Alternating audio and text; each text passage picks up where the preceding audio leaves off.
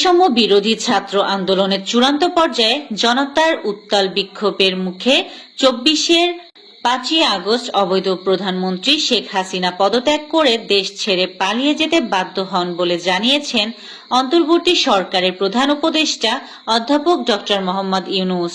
মঙ্গলবার বিকাল 5টা 22 জাতীয় সংসদ ভবনের দক্ষিণ প্লাজায় অনুষ্ঠান মঞ্চ থেকে জুলাই ঘোষণাপত্র পাঠ করার সময় তিনি একথা বলেন। প্রধান উপদেষ্টার জুলাই ঘোষণাপত্র এবং জাতির উদ্দেশ্যে ভাষণে ফেব্রুয়ারি নির্বাচনের ঘোষণাকে স্বাগত জানিয়েছে বিএনপি। মঙ্গলবার রাতে গুলশান বিএনপি চেয়ারপারসনের রাজনৈতিক কার্যালয়ের তাৎক্ষণিক প্রতিক্রিয়ায় সাংবাদিকদের এ কথা জানিয়েছেন বিএনপি স্থায়ী কমিটির সদস্য সালাউদ্দিন আহমেদ।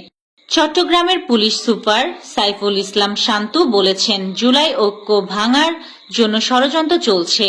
তিনি ষড়যন্ত্রকারীদের উদ্দেশ্যে বলেন, আপা আর আসবে না, কাকা আর হাসবে না।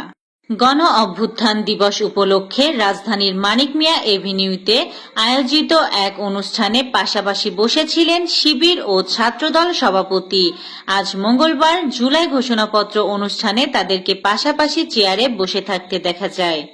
আমার বাংলাদেশ পার্টির চেয়ারম্যান মুজিবুর রহমান মঞ্জু বলেছেন, জুলাই ঘোষণাপত্র নিয়ে কিছু মিশ্র প্রতিক্রিয়া রয়েছে।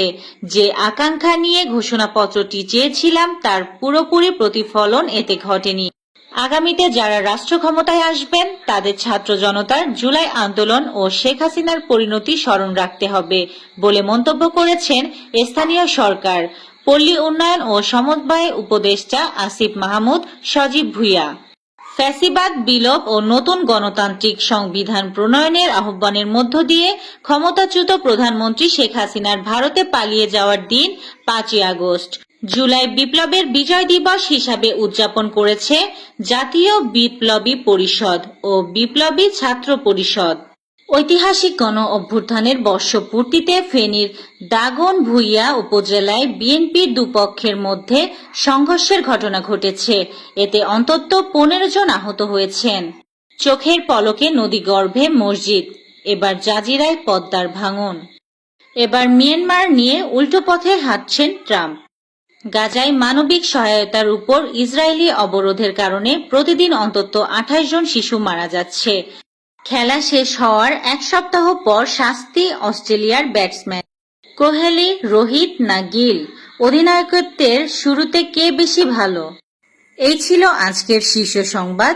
ছিলাম আমি ইয়াসমিন আক্তার, সুরমা টিভি 24।